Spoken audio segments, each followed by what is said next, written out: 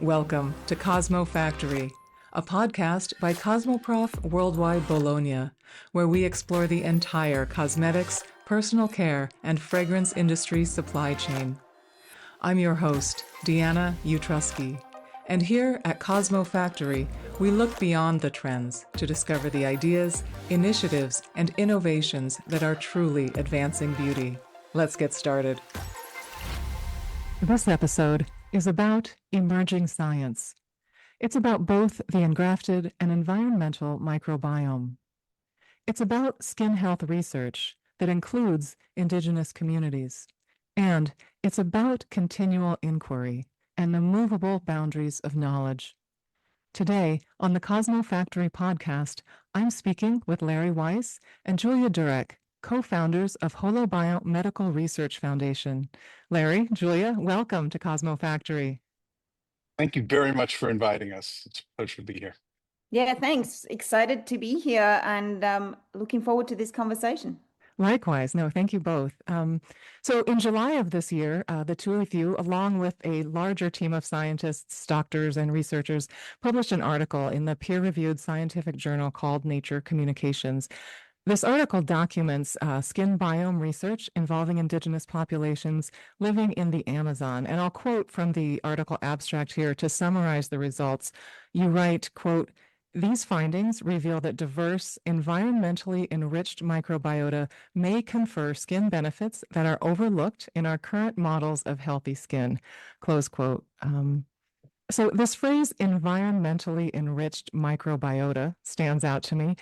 Most of us live in what's called the built environment. Our lives happen in buildings and vehicles, cities, towns, and any contact that we have with nature, with trees, waterways, dirt, our interactions with nature, they tend to be occasional. We take a walk or go on a weekend trip or a holiday.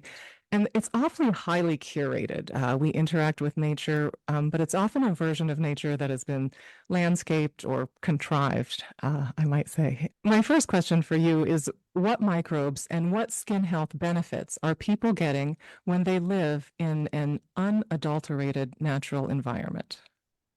Julia, would you like to take that? What we learned from studying pre-industrialized skin microbiome of the Yanomami is that, in fact, our microbiomes are constantly or should be replenished by the environment. And as you mentioned, in our modern lifestyle, we spend about 90% of our times indoors. So, in fact, our microbiome is replenished by indoor microbes. But it's not the case with indigenous communities that live a traditional lifestyle. What we've learned is that these essentially microbial blanket provided a shield from the environment and from environmental stresses like oxidative stress, and provided constant metabolic support that our modern skin and its microbiome is now lacking, right?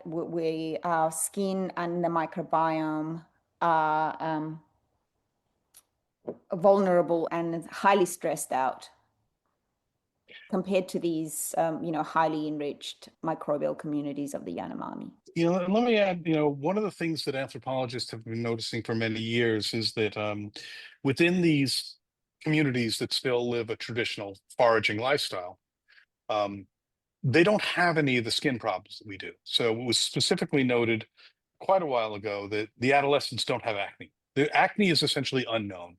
So acne, eczema, rosacea, psoriasis, all these inflammatory conditions were not part of the native human condition of foragers at all. And the other thing that Julie just mentioned is these populations, the Yanomami have, I believe it's still the most diverse microbiome that's ever been reported in a human population. Well, they live in one of the most diverse microbial environments that's still left on the planet. And as you pointed out, we spend 90% of our time indoors. Yes. And so it's not very surprising, but the piece that was lost, so the engrafted part of the microbiome, that starts at birth and that, is fully populated sometime early in childhood. And that piece has It does a lot of things, but it has two very big jobs. The first one is colonization resistance, basically just keep the ecosystem so fully populated with species that are so well adapted that an outsider has little chance of gaining a foothold. And the other piece is several members of that ecosystem communicate directly with our immune system, and they're able to call out an immune response in case there is a breach, and then recall it when the breach is cured. The piece that they have, this healthy environmental biofilm, sits on top of that, and it's constantly replenished and harmonized with the environment in which we live. And we didn't just interrogate it taxonomically, that is, who is there. What we did is we interrogated it functionally and found there was two big clusters. And Julie already mentioned the first one is oxidative stress. We live in an oxygen environment and we're bathed in ultraviolet.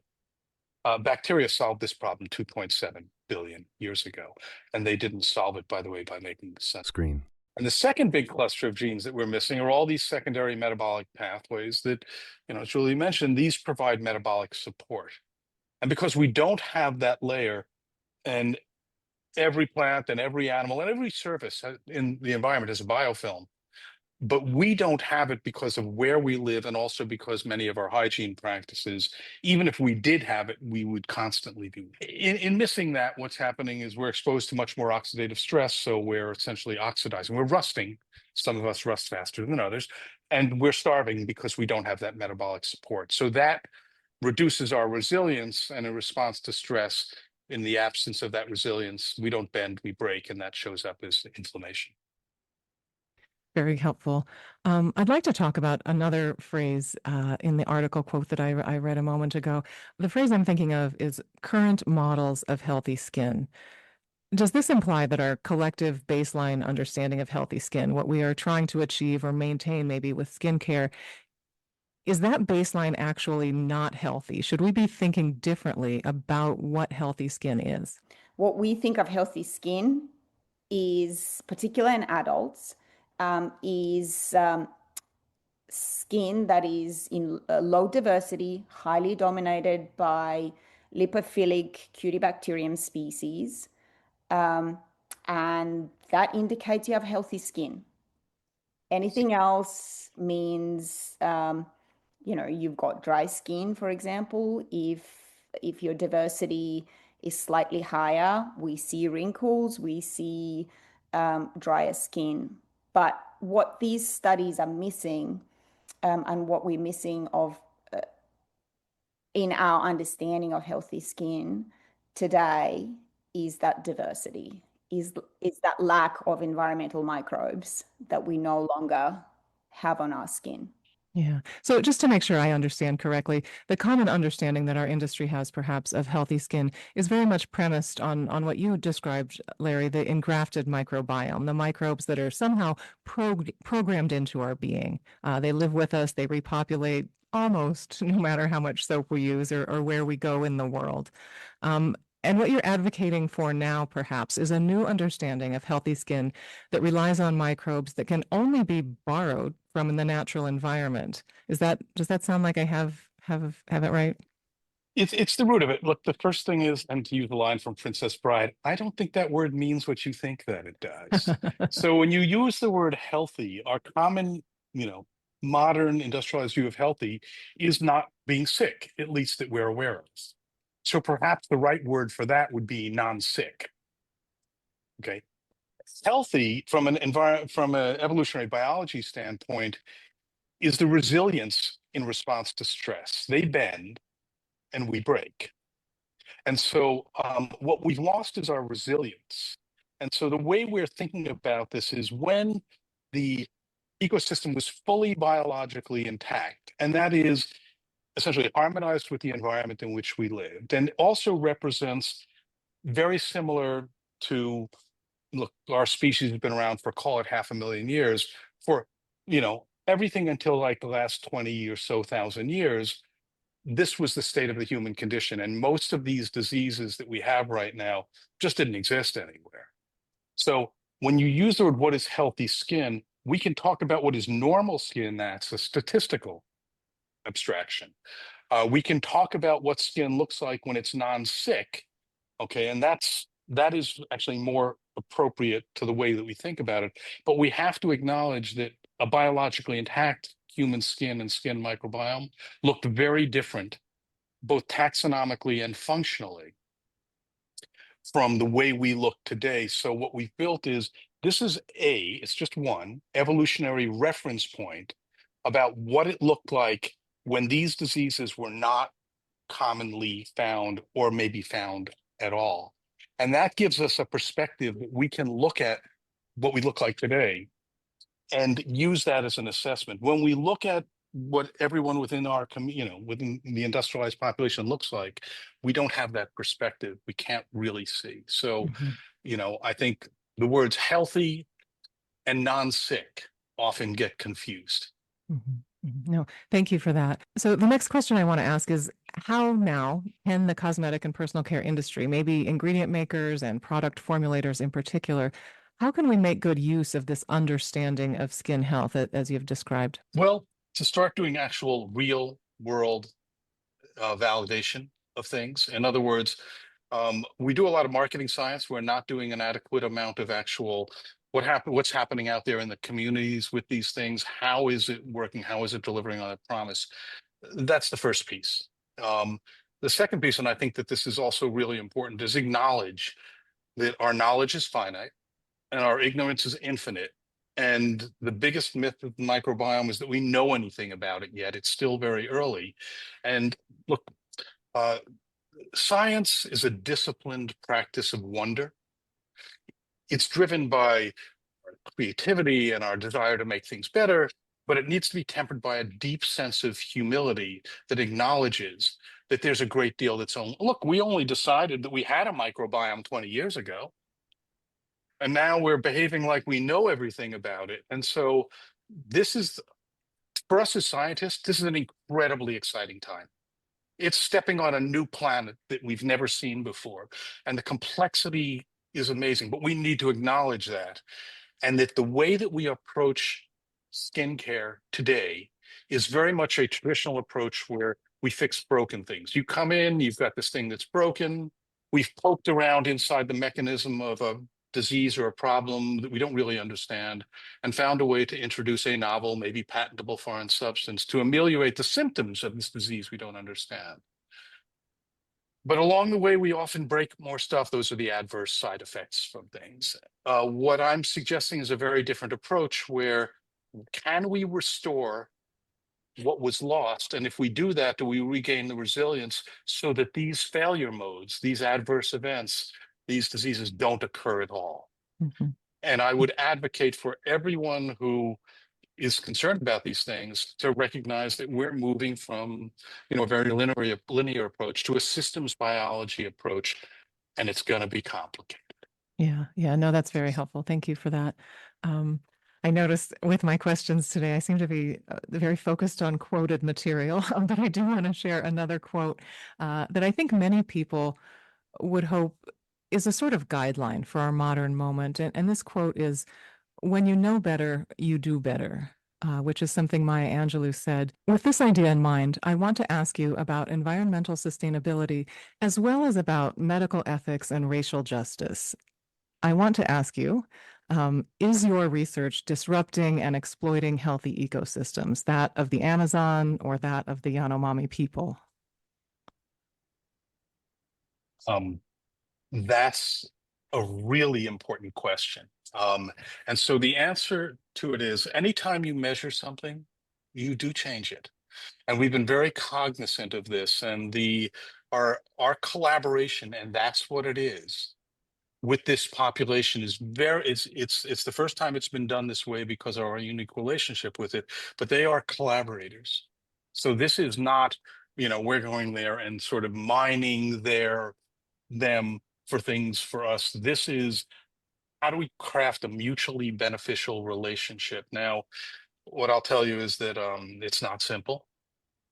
And these populations are critically endangered because of all sorts of things, climate change, political stuff. It is very complicated, but it's very important to us not just as a company, but us as an industrialized population, that they survive. So everything was done with that in mind. And sustainability is really complicated because there are no perfect answers. But what we have tried to do, and this falls very much, I have to give kudos to David Good and the Yanomami Foundation, because without them, this would absolutely not have been possible. We, people like us, do not go into those communities. The only way this study was possible was because of our collaboration with the Yanomami Foundation. They are the custodians of preserving and respecting kind of traditional lifestyle. David himself is part Yanomami, and he's the only one that kind of interacts with the Yanomami communities from this study's perspective. Now, the Yanomami Foundation are very focused on respecting traditional lifestyle and preserving the lifestyle. And we're just grateful for the opportunity to kind of study the community and have our hands on the samples. It was really an amazing opportunity because we learned a lot. Can I just ask as a follow-up, do you have any sense of sort of the recognition or understanding that the people involved in this study have of our skin concerns or industrial interests, or like, do they have a picture of, the industrialized world? I hope not.